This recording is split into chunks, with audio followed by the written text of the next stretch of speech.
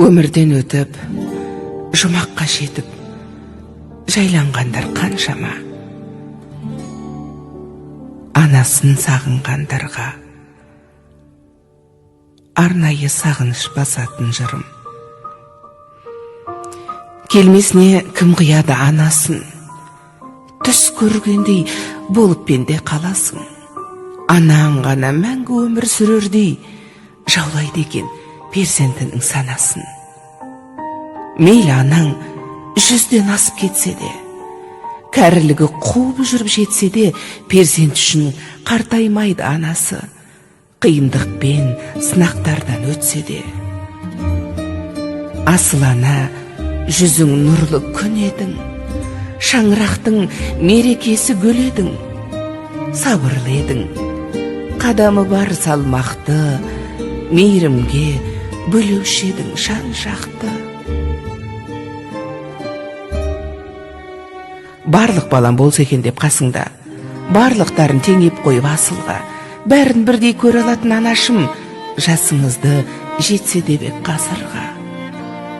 Тазалықты сүйген еді жанындай, таза жүрек қалай тұрсын сағынбай.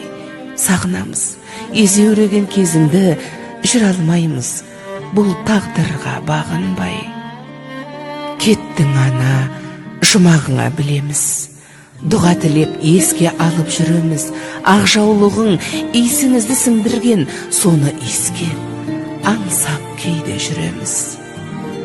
Даусың сенің естілгенде жібідік, сол даусыңды іздеп жаным түңілдік. Жадыраған жаның жаздай көрінген жансыз бейне суретіңе үңілдік. Жап-жарық ай, сендей сұлу болмаған, ұнамай тұр бұл тыныштық орнаған. Өзің барда шуылдаған немерең тып-тыныш боп, есейгендей таң қалам. Ана жаным, ақ жүрегің кең еді-ау, қиналсаң да еш білдіргің келмеді-ау. Сіздей мықты бола алмаймыз, анашым, жоқ дегенге бала жүрек сенбеді-ау. Жаным, анам, жалған өмір мәңгі емес, пәк жүзіңдей елестеді таңғы елес. Тек жақсылық оймен ғана жүргенім, сізсіз өмір өтер бірақ мәнді емес.